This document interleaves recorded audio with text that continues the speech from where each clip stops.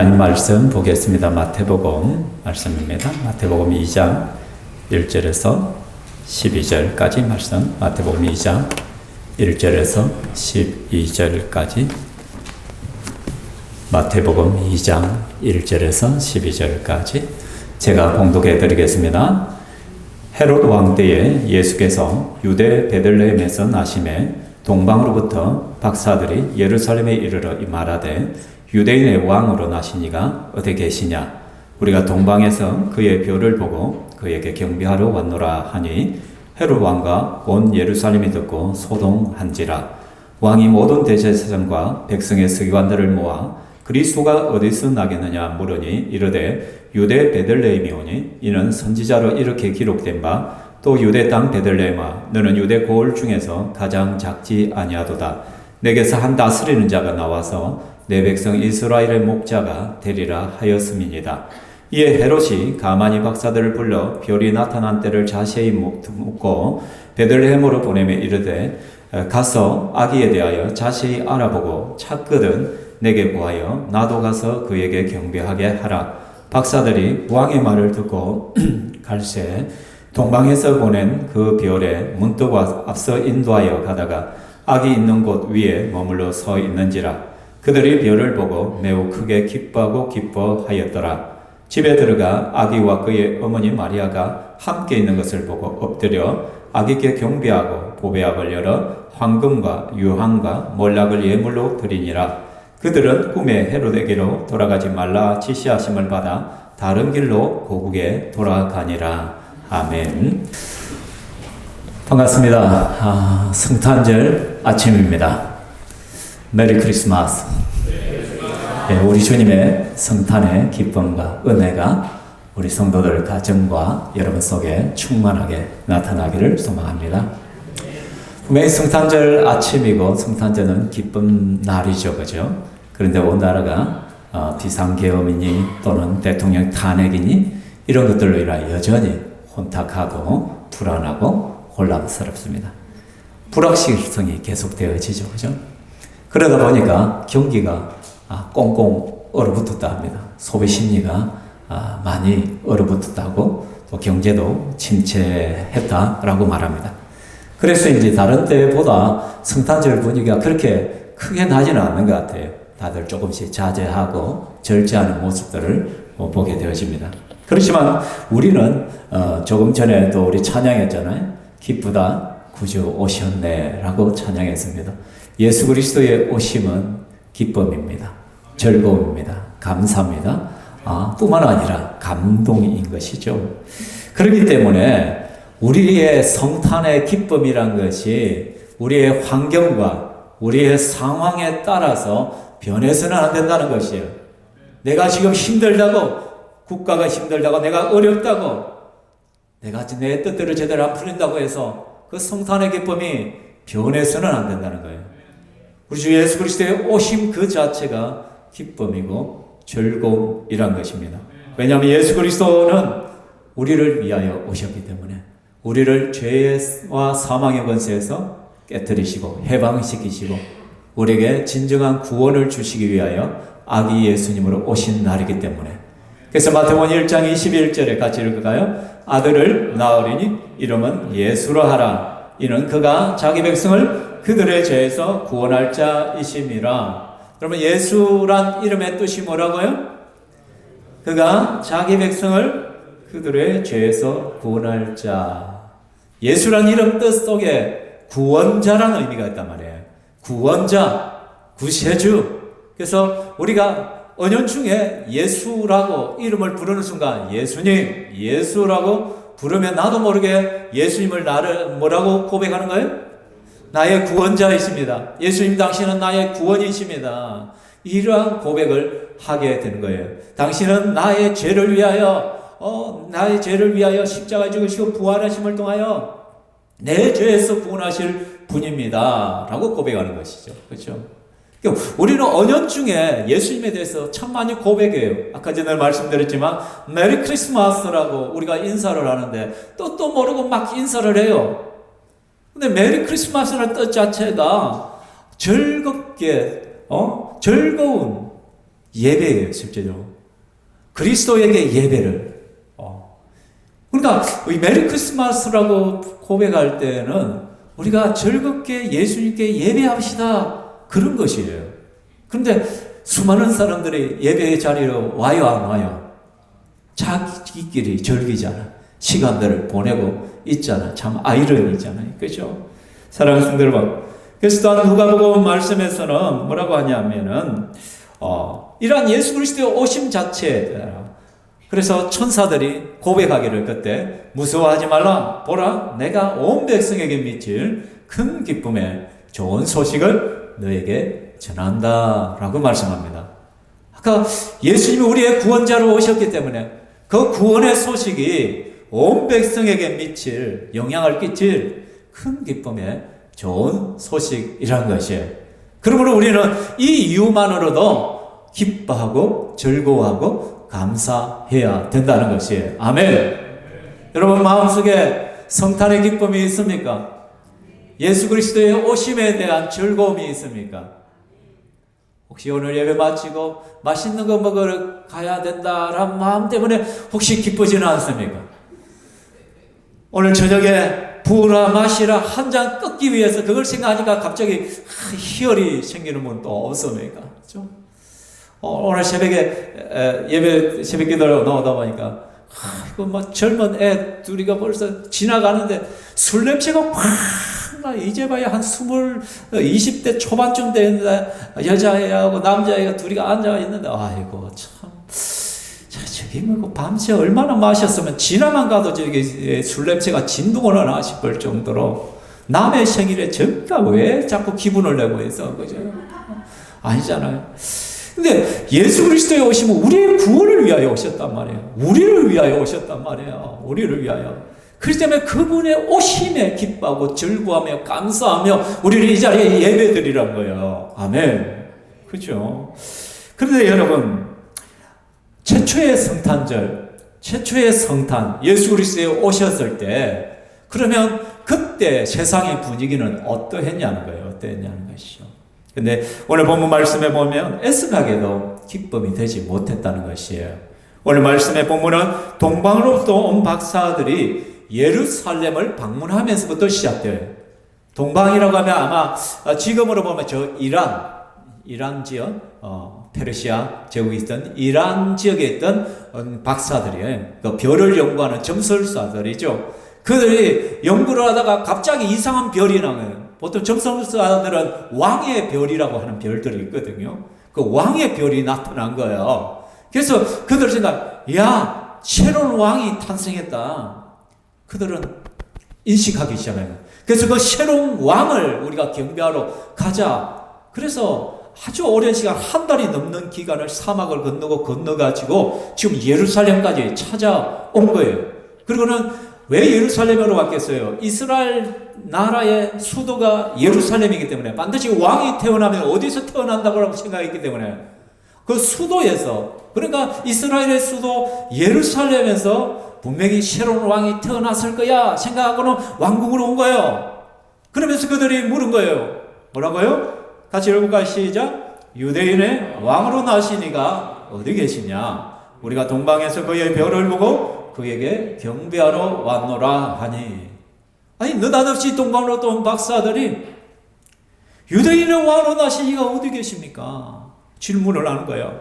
우리가 그 왕의 별을 보고 그에게 경배하러 왔다는 거예요. 근데요, 이 말을 듣자마자 오늘 3절 보면 뭐라고 했냐면 헤로드 왕과 온 예루살렘이 듣고 소동한지라. 여러분, 왕이 태어났다면 기쁜 소식이잖아요. 그죠? 그런데 이 질문을 듣자마자 사람들의 얼굴이 경악하는 거예요. 이 소동한다는 것은 뭐냐면 지진이 나는, 뒤흔드는 거예요. 뒤흔드는 거예요. 온 예루살렘과 헤롯 왕을 마음을 뒤흔들어 버린 거예요. 마치 지진이 나듯이 엄청난 충격을 받은 거예요. 여러분, 왜 그랬을까? 왜? 분명히 예수님의 탄생의 소식은 기쁨의 소식인데, 모든 사람들이 기뻐하고 즐거워해야 될 소식인데, 그러나 이들은 그 소식을 듣고는 이 질문 앞에서 경악하는 거예요. 막 얼어붙은 거예요. 마음이 막 요동치기 시작하는 거예요. 이게 대체 무슨 일이냐. 그래서 첫 번째 헤롯 왕의 반응은 무엇이냐면 당혹감이에요. 두려움이에요. 여러분, 당장 헤롯에게 있어서 새로운 유대인의 왕이 등장했다는 것은 위기감이에요. 헤롯 입장에 지금 분명히 이스라엘의 유대의 왕은 누구예요? 나예요, 나. 헤롯 대왕이에요. 이 헤롯 왕이 유대인의 왕이란 말이에요. 그런데 느닷없이 동방으로부터 정설가들은 일종의 예언가들이란 마찬가지예요. 그러니까 정술가, 이 박사들의 말은 그냥 흘러보낼 말이 아니거든요. 오늘 말은 무당들하고는 또 달라요. 그러니까 유대인의 왕이 대체 어디에 있냐고 질문을 하니까 깜짝 놀라는 거예요. 아니, 내가 유대의 왕인데 어디에서 새로운 왕이 태어났단 말이에요. 분명히 자기 왕국에는 아들이 태어나지 않았단 말이에요. 그럼 다른 왕이 태어났다는 것이잖아요. 그러니까 헤롯 입장에서는 굉장히 당황스럽고 혼란스러운 거예요. 이것은 하나의 반역의 불신 거예요. 왜냐하면 헤롯은 유대인의 왕이지만은 유대인이에요, 유대인이 아니에요. 유대인이 아니에요. 정체성이 흔들려요. 유대인의 왕은 유대인이어야 되는데 이 사람은 에돔 사람이에요. 에돔. 이둠의 출신의 사람이에요. 에돔. 이방인이에요, 이방인. 왜? 이 유대가 독립하는 그 식민지 시대를 왔다 갔다 하면서 이 헤롯이 정치를 참 잘해가지고 그 로마 황제한테 빌붙어가지고 로마 황제에 암호를 해가지고 유대의 왕으로 임명을 받아왔거든요. 그러니까 유대인 입장에서는 지금 에돔 족속이 사람이 유대인의 왕이라고 지금 있는 거예요. 그러니까 왕으로 인정하기 굉장히 싫은 거예요, 실제적으로. 겉으로는 꿉뻑하지만은 속으로는 그걸 왕으로, 진짜 왕으로 생각하지 않는 거예요. 그들은 구약 성경에 예언된 메시아를 기다릴 뿐, 우리에게 오실 새로운 왕을 기다릴 뿐이라는 것이죠. 그것을 헤롯은 너무나도 잘 알기 때문에 유대인의 환심을 사야 돼. 그래서 무엇을 했어요? 예루살렘 성전을 엄청나게 크게 확장시킨 거예요. 이스라엘 백성들은 예루살렘 성전 중심이니까, 성전하면 껍벅 죽으니까, 그래, 종교회를 이용해서 저들의 마음을 얻어야 되겠다 싶어가지고 원래 있던 예루살렘 성전을 아주 크게 확장했어요. 어마무시하게 지었어요. 겉에다가 동으로 막 칠하고, 그래서 햇빛이 비치면 막 휘황찬란하게 반짝거려요. 그래서 예수님의 제자들도 막 예수님에게 막 자랑할 정도로 그만큼 성전을 아름답게 꾸몄거든요. 그래서 유대인들의 마음을 좀 얻고 있었는데 갑자기 느닷없이 유대인을 왕으로 하시니까 어디 있냐고 말한 거야. 속으로 반란이다, 이거는. 분명히 새로운 반란의 씨앗이 삭두고 있다라고 생각해요. 그러니까 얼마나 경계했겠어요.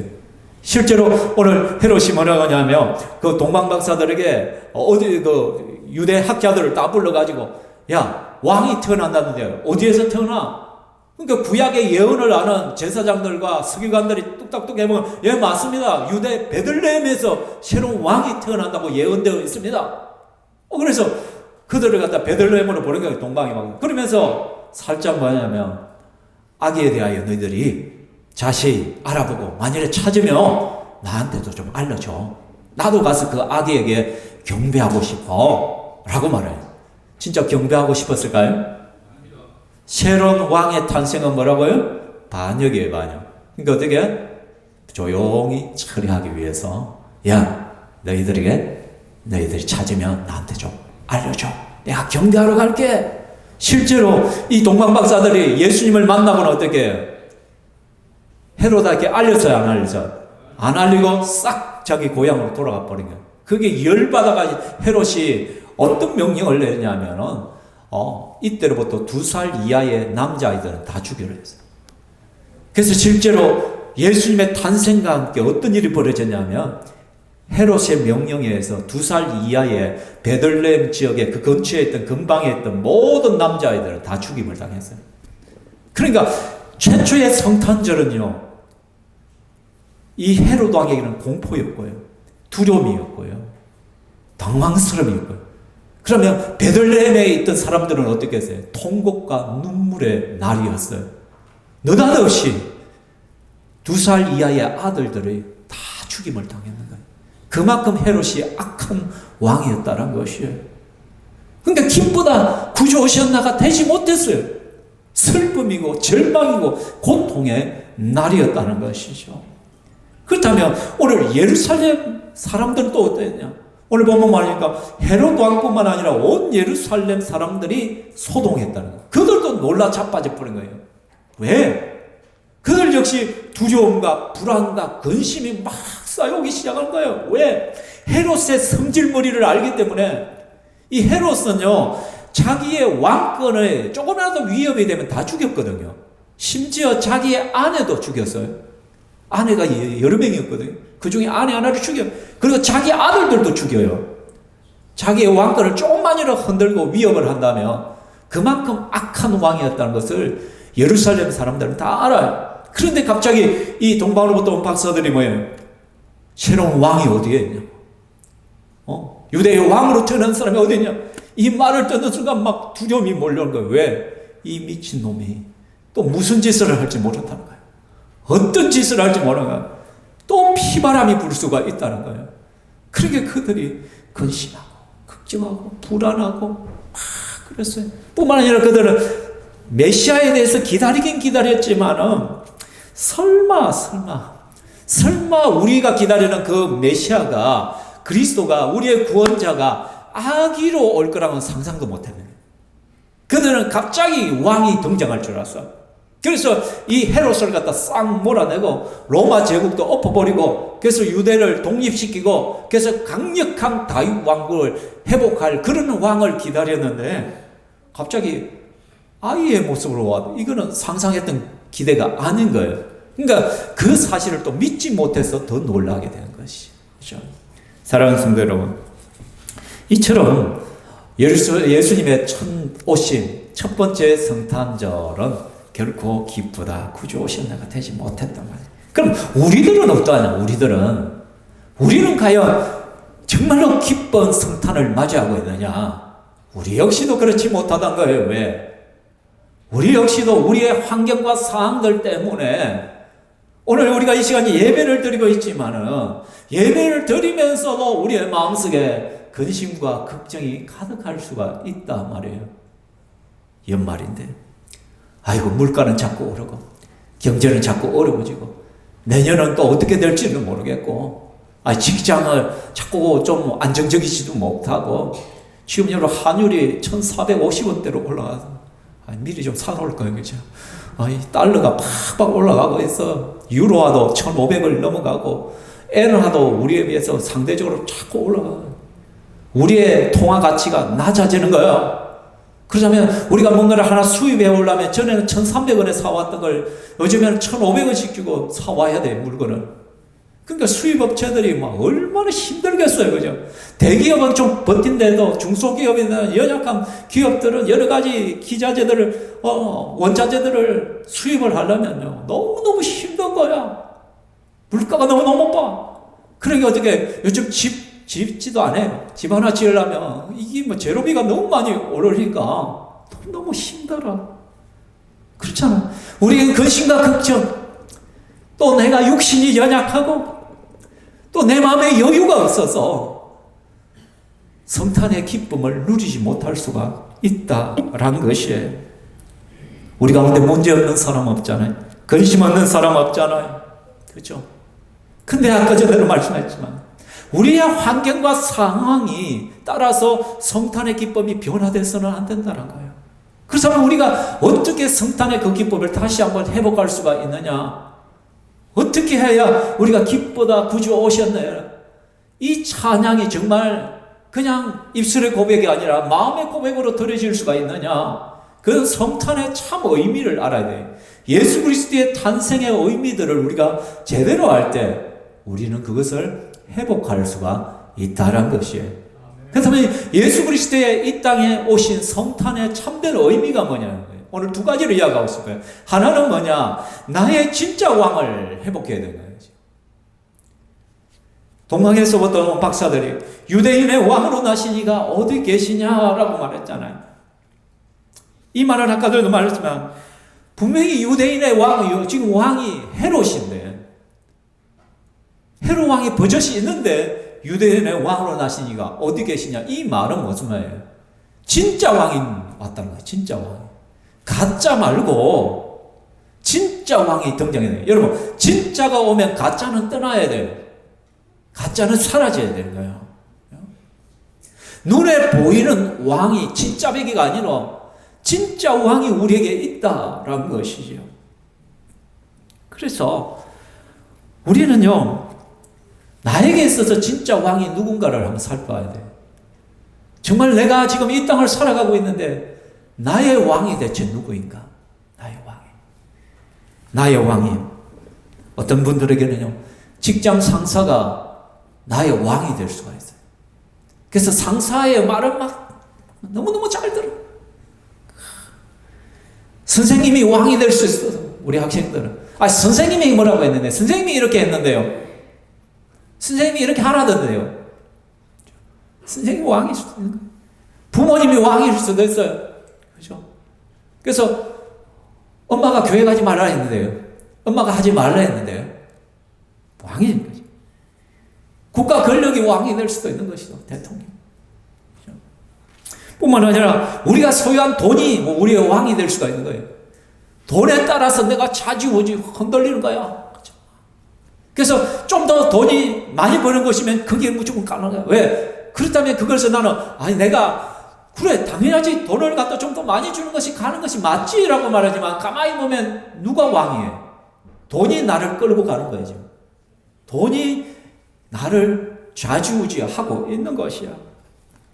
어떤 사람은요, 명예가, 지위가 왕이 될 수가 있는 거예요. 그래서 내가 승진할 수 있는 길이라면 모든 것들을 굽신굽신거리면서 이해타성, 거기서 타협해 가면서 그렇게 내가 살아갈 수가 있다라는 것이에요. 건강이 나의 왕이 된 사람도 있어요. 그래서 이러면 큰일 납니다 하면 진짜 껍벅 죽는 줄 알고 막 맨날 건강. 그래서 이러면 내 죽을까 싶어서 염려되고 이렇게 아플까지 와서 염려하고 그 건강이 맨날 나를 좌지우지하고 가는 거예요. 그렇죠? 그래서 우리는요, 실제 우리를 다스리는 왕들이 너무너무 많아요. 여러분의 왕이 누구예요? 여러분의 왕. 여러분 물질이 여러분의 왕이지. 여러분 건강이 여러분의 왕이에요. 직장이 여러분의 왕이에요. 사람이 나의 왕이에요. 그래서 누군가가 뭐라 하면 무조건 거기에 다 따라가야 돼. 그런데 우리의 왕은 이런 것들이 우리의 왕이 아니란 말이에요. 진짜 왕이 오셨단 말이에요. 진짜 왕이 누구예요? 예수 그리스도가 우리의 왕이에요. 그래서 예수님이 이렇다면 이런 거예요. 예수님이 하라면 하는 거예요. 예수님이 하지 말라면 안 하는 거예요. 주님이 기뻐하지 않으면 안 하는 것이에요. 근데 어떻게 우리는 세상의 일과 예수님만 부딪힐 때 어떻게 내 이득을 먼저 선택하잖아요. 그렇죠? 오늘도 우리가 하나님 앞에 예배 드리는 날이에요. 하나님 앞에 예배 드려야 될 날이에요. 우리가 다른 곳이 있는 거예요.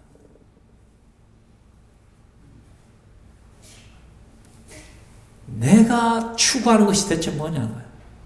요즘 아이들 같은 경우는 게임이 왕이겠죠. 유튜브가 왕이겠죠. 막 그런 것들이 시설 가는 거예요. 내 시간이고 모든 것이 최우선순위가 그런 것에 있다는 거예요. 그러니까 예배는 형식에 불과하는 거예요. 그래서 아마 이 시간에도 우리 아이들 가운데 그런 말이에요. 목사님 오늘 와 설교가 기네 빨리 맞춰줘야 내가 지금 스마트폰을 가지고 막 할 텐데 내가 봐야 될 거 많은데 그런 거예요. 그렇죠? 혹시 예배 중에 스마트폰 켜놓은 사람은 없는 건 아니죠. 그죠? 그죠? 이 시간 장님이 또 왕일 수도 있어. 그죠?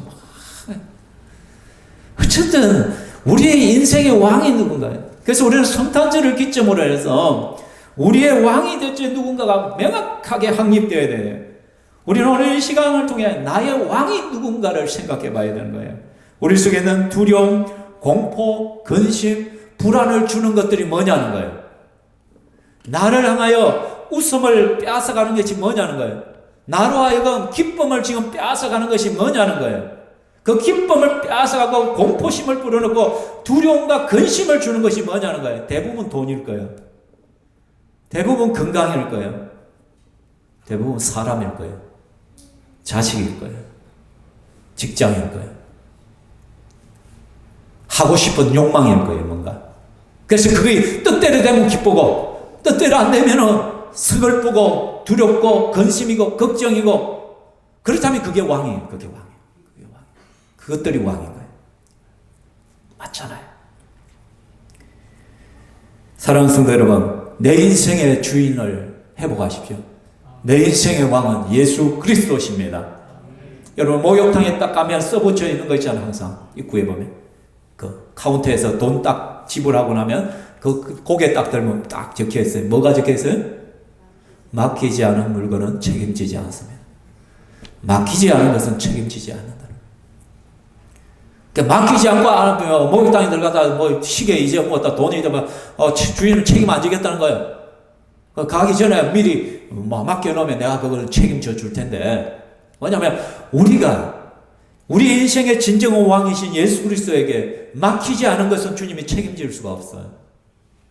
여러분의 근심 걱정, 여러분이 고민하는 그것들 주님 앞에 맡겨야 돼요. 주님 앞에.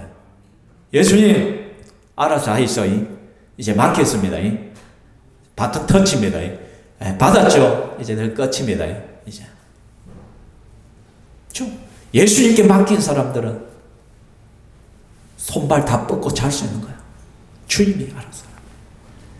사랑하는 성도 여러분, 그래서 참왕이신 주님께 맡길 때 우리는 성탄의 기쁨을 만끽할 수가 있는 거예요. 우리의 모든 근심 걱정을 내려놓을 수가 있는 거예요. 주님이 이거는. 제가 전에 말했지만, 여러분, 우리 집에 쌀 걱정은 누가 해요? 우리 은서가 집에 가가지고 쌀통 열어보지도 않겠지만, 열어보고, 왜 이리 우리 집에 쌀이 없지? 아이고, 이거야 한 끼밖에 안 되겠네? 내일은 쫄쫄 굶는 거 아니야? 아이고, 어떻게 쌀을 갖다 모으지? 초등학생이 그 근심 걱정할 필요가 있어요, 없어요? 그걸 누가 걱정할 거예요? 엄마, 아빠가 걱정할 거야. 김현창 집사가 걱정할 일이야, 그거는. 은서가 걱정할 일이 아니란 말이야. 여러분, 내 인생의 모든 연유와 걱정은 우리 주님이 할 일이에요.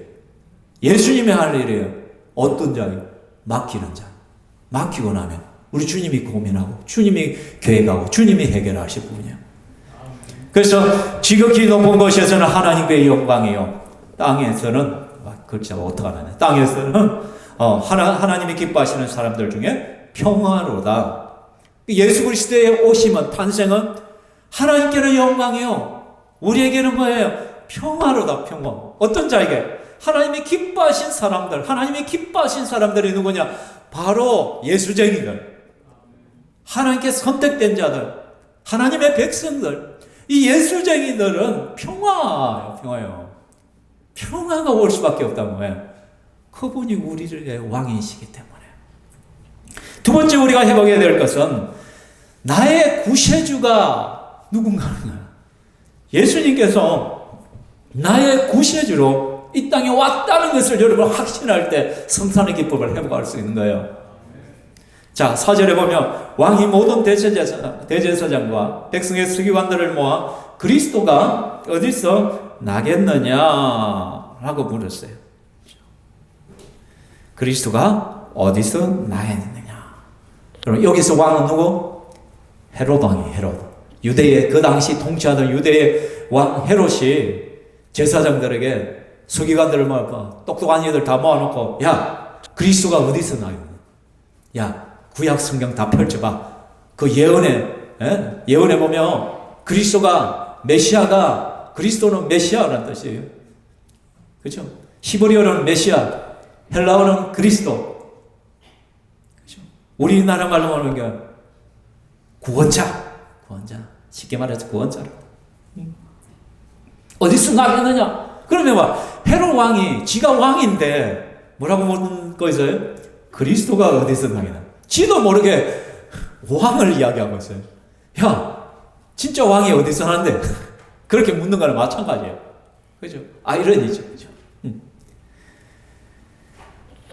결과적으로 헤롯은 자신도 모르게 예수를 그리스도라고 고백하는 거예요. 예수님을 왕으로 고백하고 있는 거지, 또 한편.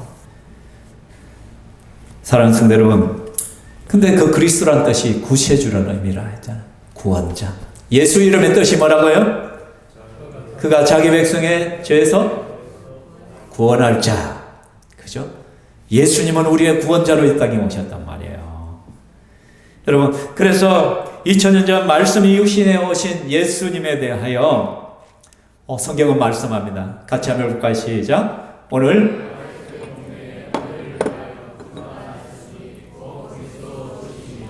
아멘.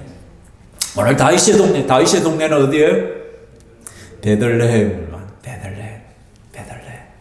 다윗이 베들레헴에서 태어났잖아요. 그죠? 다윗의 동네, 다윗의 후손으로 예수님이 오시거든요. 그래서 다윗의 동네에 너희를 위하여 구주가 나셨으니 곧 그리스도 주시냐. 우리를 위하여 구원자가 오셨다. 구세주가 오셨다. 그분이 바로 그리스도 주야. 바로 그분이 예수야. 라고 말씀하고 있다라는 것이요. 사랑하는 성도 여러분, 그런데요, 사람들은 이 예수님을 반갑게 맞아들였어요? 안 맞아들였어요? 제가 그랬잖아요. 성탄절 분위기를 이야기했잖아요. 예수님을 오심의 그날부터 피바람이 불었단 말이에요. 애꿎은 아이들이 수없이 죽어나간다는 것이죠. 뿐만 아니라 예수님은 이 땅에 오시면부터 배척당하셨잖아요. 첫날부터 외면당하신 예수님이시잖아요.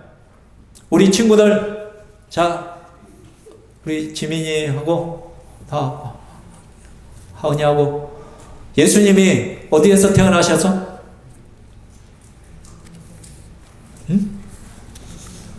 베들레헴 뜻이 베이트레헴, 떡집이라는 뜻이에요. 떡집. 풍성하다는 거예요. 그러니까 베들레헴이라는 지역이 뭐냐면 곡창지대였다는 걸 알 수 있어요. 그러니까 늘 풍성했다는 거예요. 그곳이 풍성했다는 거예요. 근데 베들레헴이 떡집. 근데 예수님이 이 땅에 무엇으로 오셨어요? 요한복음에 생명의 떡으로 오셨거든. 나를 먹는 자는 영원히 굶주리지 아니할 것이요. 예수님 말씀합니다. 바로 떡집에 떡으로 오신 예수 그리스도, 생명의 떡으로 오신 예수 그리스도, 그분이란 말이에요. 근데 예수님께서 베들레헴에서 태어났는데 어디에서 태어났어요? 베들레헴 마구간에서. 그래서 그 갓난아기를 어디에 구유에다가 말밥통에다가 거기에 지푸라기를 깔고 아마 천을 그 위에 올리고 아기를 내었다는 거예요. 왜? 빈방이 없었기 때문에. 그 만삭이 된 여인에게 자기 집 하나, 자기 방 하나 내어줄 사람이 없었다라는 것이에요.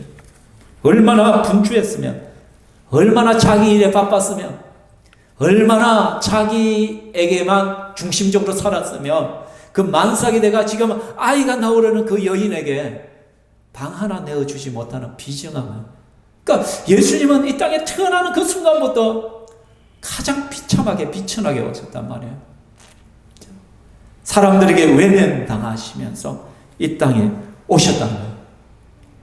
근데 어쩌면 또 거꾸로 생각해 봐요. 예수님이 말구유에 예수님께서 외양간에 어떻게 마구간 거기에 아주 하찮은 곳에서 태어났기 때문에 제일 먼저 그곳에 경배하러 온 사람들이 누구였어요?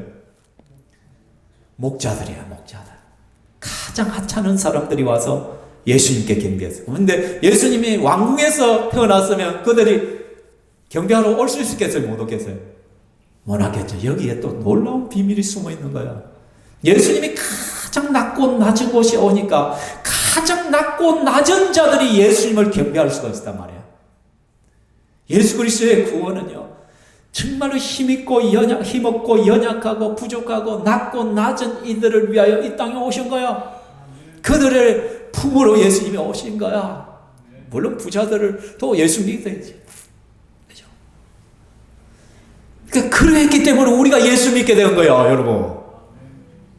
예수님이 그렇게 낮게 오셨기 때문에 우리 같은 사람들을 구원할 수가 있는 거예요. 왕궁으로 태어나서 예수님은 높은 자들의 왕으로만 존재할 수 있겠지만 예수님은 낮은 대로 오셨기 때문에 가장 천한, 그래 예수님은 죄인과 세리들의 친구란 별명을 얻었고 모든 사람들이 거부하는, 터부시하는, 인간 취급하지 않는 사람들을 품으시고 그들을 제자로 부르시는 예수님의 모습 속에 비밀이 숨어 있다는 것이. 어쨌든 예수님은 오심 순간부터 이미 거부당하고 배척당하고 그랬단 말이에요. 여러분, 그렇다면 세상에는 한마디로 예수님을 위한 빈방이 없었다는 거예요. 여러분, 세상에는 예수님을 위한 빈방이 하나도 없었어요. 오늘날도 마찬가지예요. 오늘날도 예수님을 위한 빈방은 하나도 없어요. 그래서 아무리 예수님이 오셨고 아무리 성탄을 이야기하고 아무리 복음을 전해도 예수님을 위한 빈방이 없기 때문에 사람들은 예수님을 배척하는 거예요. 거부하는 거예요. 오늘날도 전혀 받아들이지 않고 있다라는 것이에요. 그래서 우리는 성탄절을 맞이하는 우리들은, 그러면 우리 안에는 빈방이 있냐는 거예요. 우리 안에는 예수님을 맞이하는 빈방이 있느냐는 거예요. 물론 여기에는 이미 예수님을 믿는 사람들은 예수님을 위하여 빈방을 내어드린 사람이겠죠. 그렇죠? 예수님이 그할 처소가 있다는 것이죠. 그런데요, 여러분, 아마 거처가 있긴 있는데 굉장히 불편한 거처가 있을 수가 있어요. 손님을 초대해 놨는데 손님이 좀 마음 편하게 묵을 수 있게 돼야 되는데 막 손님을 해놓고는 막 남편과 아내가 싸우기 시작하고 막 설거지를 하는데 구당탕 왕탕탕탕 하고 화장실을 하는데 막 꽝꽝 하고 이런 소리가 들리면 손님 입장에서 뭐예요? 저 사람이 나를 진짜 손님으로 환영하는 거야 안 하느냐? 아, 무언의 암시구나. 내보고 빨리 가라는 말이구나. 오늘 그렇잖아요, 그죠? 이제 시어머니들 며느리집에 가면 며느리가 막 팍팍 하고 막 하고 하면 아이 쟤가 내보고 빨리 가라는 말이네. 하루도 못 해서 하룻밤도 자기 전에 집 가버리를 그럴 수도 있단 말이에요, 그죠? 그러니까 마음이 편해야 돼. 그러니까 우리가 예수를 믿는다 하지만 그죠? 과연 예수님이 내 안에 편안한가요? 예수님이 내 안에 평안히 거할 수 있는 하다못해 구유라도 있느냐고요. 구유라도 맨날 온갖 더러운 것들, 온갖 세속적인 것으로 꽉꽉 채워. 예수님 여기 좀 계셔 보이소이. 그러니까 처음에는 좀 널찍해. 그런데 세상에 가서 하나 끼워 맞춰. 이것도 가지고 저것도 가지고 온갖 가지고 들면 예수님이 점점 쪼그라들어. 쪼그라가지고 이제 앉을 데도 없어. 그럼 어떻게 예수님이 튀어나가야 돼? 바깥으로 튀어나가. 불편하게 하는. 지난 한 해 여러분들 한번 살펴보십시오. 과연 예수님은 내 안에서 편안하셨을까? 평안하셨을까? 내 생각의 가치와 내 생각의 우선순위와 내 삶의 그러한 모습들이 온갖 세속적인과 세상적인 것으로 꽉꽉 채워서 예수님이 있을 자리가 점점점 줄어들고 결국은 빈방은 고사하고 구유로 쫓아버리고 그 구유에서부터 또 견디지 못하고 쫓아내버리는 그런 삶을 내가 살지는 않았는가 한번 생각해봐야 돼요. 여러분. 그래서 2025년도에는 좀 우리에게도 주님을 위한 빈방이 좀 많았으면 좋겠어요. 좀 이런 주님을 위한 것들로 좀 가득 찼으면 좀 온갖 세상적인 것에 몰두하다가 좀 주님을 기쁘시게, 주님이 기뻐하시는 건 내 몸이 성전이라 했잖아요. 성령이 하나님이 거하는 집이란 말이에요. 주님은 어떤 집을 원하고 어떤 집을 기뻐하겠어요? 우리가 찬송 소리가 울려 퍼지고 예배의 모습이 많아지고 기도 소리가 울려 퍼지고 하나님의 사랑이 실천되어지고 하나님의 말씀이 순종으로 나타나는 그런 집을 주님은 평안해야 할 거잖아요. 세상적인 사람들은 평수 넓고 온갖 가전제품이 갖추어져 있고 온갖 최신식 시스템이 돌아가는 그런 집이 편안한 집이겠죠. 그러나 우리 주님의 집은 그런 것이 편안한 것이 아니라 내 속에 찬송이 울려버리고 기도가 울려버리고 말씀이 울려퍼지고 전도하는 복음의 메시지들이 울려퍼지고 예배의 자리에 부여들고 그런 것이 우리 주님이 기뻐하는 자리가 아니겠습니까? 세상은 거부하지만 영접하는 자 곧 그 이름을 믿는 자들에게는 하나님의 자녀가 되는 권세를 주셨습니다. 그래서 오늘 말씀해 보면 동방을성 박사들이 드디어 예수님을 만나잖아요. 집에 들어가 아기와 그 어머니 마리아가 함께 있는 것을 보고 엎드려 아기께 경배하고 보배합을 열어 황금과 유황과 몰약을 예물로 드렸더라. 여러분, 동방에서 온 박사들이 이렇게 할 수 있었던 것이 뭐예요? 예수님을 자기의 왕으로 모셨기 때문에, 예수님을 자기의 구원자로 인식을 했기 때문에 이 아기 예수께 경배하는 거예요. 다 큰 어른이, 자기 나라에서 존경받는 박사들이 이 아기 예수에게 와서 엎드려 경배했다는 거예요. 왜? 이 아기 예수가 나의 왕이시기 때문에, 이 아기 예수가 나의 구원자가 되시기 때문에 그들은 엎드려 경배하고 보배합을 열어 황금과 유황과 몰락을 예물을 드리는 거예요. 우리가 이 시간에 예배 자리로 나와서 하나님께 예배 드리는 것, 우리가 자연적으로 예수 그리스도께 엎드립니까? 엎드려 경배합니까? 황금과 유황과 몰락은 가장 귀한 것으로 그 예수 그리스도께 바치는 것이죠. 여러분, 이 아기에게 황금이 필요하고 유황이 몰락이 지금 필요해요, 안 필요해요? 필요 없어요. 그런데 왜 아기에게 줬어요? 정말 나의 왕으로 생각하고 정말 나의 구원자라고 생각하기 때문에 그 아기에게는 필요 없지만 내 입장에서는 뭐예요? 가장 소중한, 가장 귀한 것으로 하나님 앞에 올려드리는 것이죠. 우리가 이 시간 예배 드리는 것은 내가 나의 가장 귀한 것을 하나님 앞에 올려드리는 거예요. 또 우리는 성탄절에 성탄 감사 예물을 또 하나님 앞에 올려드리죠. 왜? 내가 다른 것을 드릴 것이 없지만 그래도 내가 하나님 앞에 예수 그리스도에게, 나의 왕에게, 나의 구원자에게 드릴 것을 이것밖에 없기 때문에 올려드리는 것이라는 것이죠. 말씀을 맺습니다. 사랑하는 성도 여러분, 헤롯은, 예루살렘 사람들은, 대제사장과 서기관들은 예수님을 왕으로 모시지 않았습니다. 나의 구원자로 생각하지 않았습니다. 그래서 예수 그리스도의 탄생을 기뻐할 수가 없었습니다. 오히려 배척하고, 오히려 죽이려 하고, 오히려 근심 덩어리로 줘요. 왜 하필이면 예수가 왜 하필이면 아기가 태어나서, 왜 유대의 왕이 태어나서 우리를 이렇게 힘들어해? 왜 우리를 두려움 속으로 다시 몰고 가고 있어? 왜 우리에게 근심 걱정을 주고 있어? 그래서 그 예수를 받아들이지 않아요. 그 예수께 한 명도 대제사장과 서기관은 누구보다도 율법을 잘 알고 누구보다도 하나님 말씀을 잘 안다는 그들은 아무도 베들레헴으로 뛰어가지 않았단 말이에요. 아무도 경배하는 자리에 나아가지 않았다는 것이요. 여러분, 혹시 예수 믿는 것이 귀찮습니까? 예수 믿는 것이 혹시 근심이 되지는 않습니까? 내가 교회 괜히 와가지고 내가 자유롭게 좀 오늘 놀러도 갈 수 있는데 이 시간에도 예배로 와야 되고 주일에도 와야 되고 성탄절에도 와야 되고 내가 뭐 하려고 예수 믿었을까? 막 내가 예수 믿고 나니까 막 11주도 하라고 뭐 헌금도 내야 되고 막 내가 예수 믿고 나니까 막 이것도 봉사하라고 막 사역 지원서 내라고 하고 또 내가 교회 오고 나니까 막 식당 봉사도 하라고 교회 청소도 하래. 이 나이는 80이 넘은 나를 갖다가 집에서도 정도 안 한대. 괜히 예수 믿어가지고 내가 힘들어 죽겠다 막. 귀찮아. 혹시 여러분 이런 생각 해보지 않았어요? 솔직히 우리는 한 번씩 이런 생각을 할 거예요.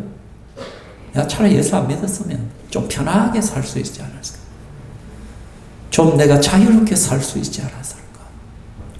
그렇다면 그 사람은 헤롯과 똑같은 사람. 이 당시 베들레헴, 예루살렘에 있던 유대인들과 종교 지도자들과 똑같은 사람들. 그들은 예수를 왕으로 모시지 않은 사람. 그들은 예수님을 구주로 모시지 않은 사람. 예수님을 왕으로 모시고 예수님을 구주로 모신 사람은 그 오심 자체가 기쁨이요, 즐거움이요, 감사요. 그리고 마음속에는 내가 주께 무엇을 해야 될까? 주님을 위하여 내가 무엇을 할 수 있을 것인가? 그것을 고민하며 사는 사람이죠.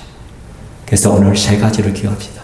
나의 진짜 왕을 회복하십시오. 여러분, 여러분의 진짜 왕은 누구십니까? 예수님이시길 바랍니다. 예수님이 여러분의 구원자이심이 명확해지기를 원합니다. 그래서 예수님을 맞아 예수님이 편안하게 갈 수 있는 구유가 준비되어 있기를 원합니다. 여러분 속에나. 또한 이번 기회를 통해 사람들을 예수님께로 인도하는 사명자로 살아갈 수 있기를 소망합니다. 오늘 성탄 예배인데 우리 강정자 목녀만이 제대로 지키고 있네요. 한번 모시고 오셨네요. 전에도 한번 교회 오셨죠? 그죠? 처음 오신 거예요? 아니죠. 얼굴이 좀 나대건데. 그죠? 잘 오셨습니다. 그러셨어요. 그래, 성탄절은 전도의 기회로 삼아야죠. 그래서 오늘 오후 시간, 내일 새벽 기도도 없어. 그래서 저녁 시간, 남의 생일에 괜히 여러분들이 기분 내지 말고, 예수님 좀 전하시고, 복음도 전하시고, 그렇게 사는 저와 여러분 되기를 주의 이름으로 기원합니다. 축원합니다. 이 시간에 우리 한번 찬양하겠습니다. 122장 찬양하겠습니다.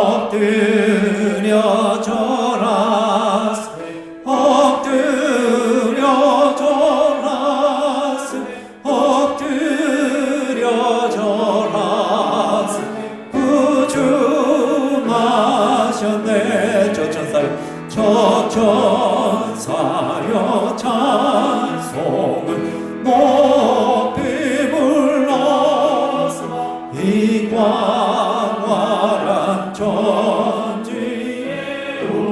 울리어라.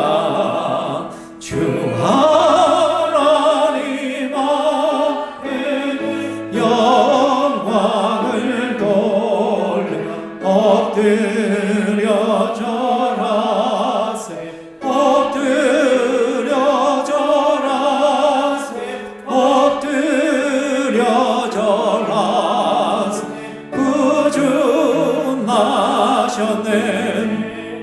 이 세상에 주께서 탄생할 때 참신과 참 사람이 되시려고 저 동정녀 몸에서 나시었으니 엎드려 절하세 엎드려 절하세 엎드려 절하세 구주 나셨네. 여호와의 말씀이 육신을 입어 날 구원할 구주가 되셨구만. 늘 감사한 찬송을 주 앞에 드려 엎드려 절하세 엎드려 절하세 엎드려 절하세 구주 나셨네. 아멘. 여러분, 예수님을 나의 왕으로 나의 구원자로 믿는 자들은 베들레헴으로 뛰어갔습니다. 그러나 예수님을 나의 왕으로 나의 구주로 믿지 않는 자들은 근심과 걱정과 염려와 두려움 속에 살아야 했습니다. 여러분은 어느 쪽입니까? 예수 그리스도가 여러분의 왕이 되시기 바랍니다. 예수 그리스도가 여러분의 구주가 되시기를 바랍니다. 그분에게 맡기십시오. 그분의 말씀에 순종하십시오. 그분의 길을 따라가십시오. 그분에게 여러분의 빈방들을 내어놓으십시오. 하다못해 구유라도 내어놓으시기 바랍니다. 그래서 예수 그리스도가 내 안에서 평안히 거할 수 있도록 여러분의 삶이 복음화되어지고 말씀화되어지기를 원합니다. 이 시간 내 자신을 돌아보면서 회개할 거 있으면 회개하고 또 결단할 부분이 있으면 결단하며 나가겠습니다. 같이 기도하겠습니다. 살아계신 하나님 아버지 감사합니다. 주여 하나님, 지난 한 해를 돌아볼 때 내가 예수 그리스도를 왕으로 믿는다고 구주로 믿는다 하지만은 주님을 한쪽 구석에 모셔놓고 주님을 불편하게 해드릴 것들이 너무나 많은 걸 고백드립니다. 주여 용서하여 주시옵소서. 예수 그리스도는 내 안에서 왕으로, 내 집 안에서, 내 몸 안에서 구주로서 존재하고 또 그분이 내 삶의 모든 것이 되어짐을 하나님 압니다. 우리의 연약함들, 우리의 부족함들 주여 용서하여 주시옵소서.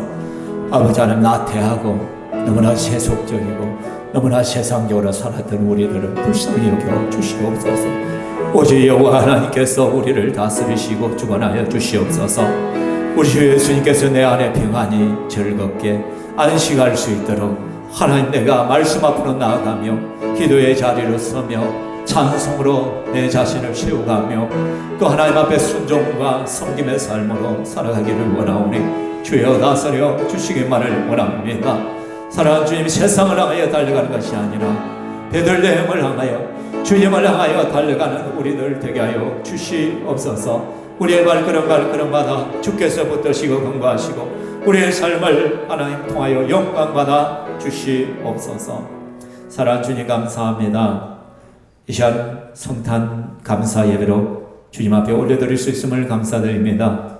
많은 사람들이 메리 크리스마스라고 하면서도 흥청망청 즐기고 자기들의 쾌락과 기쁨과 즐거움을 위하여 살아가는 이때에 우리는 예수님을 나의 왕으로 모시고 예수 그리스도를 나의 주님으로 나의 구원자로 모시는 자들이기에 베들레헴 곧 주님 예배하기 위하여 이곳으로 달려왔사오니 하나님의 우리의 예배를 받아주심을 감사드립니다. 오 하나님, 그동안 하나님 우리가 예수님을 왕으로 모시지 아니하고 내 마음대로 살아왔던 것을 회개합니다. 주여 불쌍히 여겨주시옵소서. 내 안에 계신 예수님을 위한 방이 점점점 넓어지기를 원합니다.